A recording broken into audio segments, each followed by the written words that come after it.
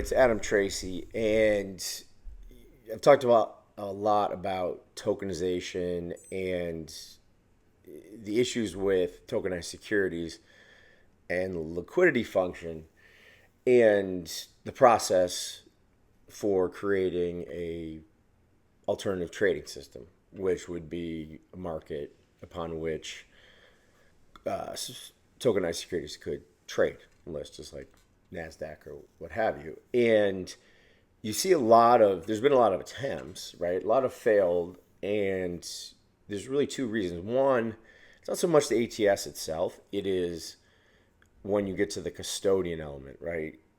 The SEC requires a non crypto native custodian. And I'll talk about that in a subsequent video. But what I wanted to talk about was another piece that they fall down on, which is a surprisingly simple piece, right? And that is transfer agency, right? And so in the real world, the real equity world, what you have are, and I've did own one for quite some time. You have a transfer agent, and the transfer agent and registrar is basically in charge of keeping track of who owns what, right? And amongst other things, they handle shared transfers, removal of restrictive legends, all sorts of stuff, right? And it's really just this administrative function that every publicly traded company has to have, right? And to get through the process, like to become a transfer agency, is shockingly easy, right? Now, there's obviously elements that go into it once your Form TA1 is approved, right? Where it would makes it a little more involved, and you certainly have to know what you're doing, and you need the software and all kind of stuff. But that's not the point. The point is as to the nature of tokenized security. So, in reality, right, in the real world, when you purchase a share of stock, share of Tesla, okay, you're purchasing it in book entry, okay, what's called book entry. And so you're not getting a physical stock certificate. You could request it. You would never do it, though, right? And it's held by this one or more custodians that sort of acts as a nominee for all the people that are in the market buying and selling shares of Tesla. It's called Seed & Co. is the primary one. And the transfer agent is in charge with matters related to transfers of those shares to different parties outside of normal market activity. Somebody dies, stuff like that. Well, by nature, right, all securitized tokens are book entry, right? They exist solely on the blockchain upon which the token is generated. Yes, I guess in theory you could create when I say certificate, I'm talking about an actual piece of paper, right? But you're not going to. There's no reason to. So to find, and there are some, and I've represented some, or one in particular, the issue of being able to find a competent transfer agent that can accurately account for transfers and monitor transfers, right? Which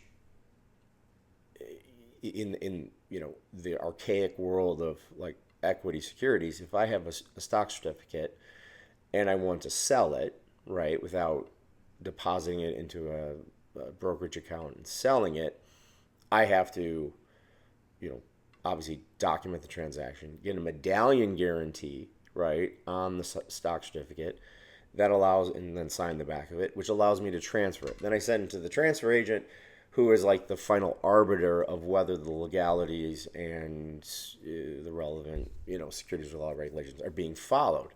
Well, in the crypto sphere, how do you monitor that, right? You can monitor that through blockchain activity, but you don't necessarily know who owns what wallet. And in my experience, most people aren't going to bother to go back to a transfer agent and say, hey, by the way, I want to transfer, a million tokens of XYZ to a friend who's going to buy off me for $1, right? That, by law, is restricted securities, as I've talked about before. There's no registration statement. There's no like going through it and saying, these are free trading and they could be traded anywhere. They're just like buying shares of a private company. Well, now you're subject to 4A1, Rule 144, all these different securities laws, which actually prevent or add certain requirements to the transfer of these securities, right? Whether it be, on market, off market. Okay. So, where a lot of ATSs, when I look at it from a research perspective, have fallen down is that they put their effort and time into, the ATS itself, the audit, everything that goes into it, right? But then you have the custodian issue, which I'll talk about in a future date. But you always have this transfer agent issue. And there are at least two out there that have a limited capability to do this, right? And that is to literally monitor transactions for compliance with not only securities laws, but state corporate law. And then you also have the issue of if you're selling a security, right, especially if it's common stock and you're a corporation, well, you have rules concerning annual meetings of shareholders, special meetings of shareholders, proxy, stuff like that.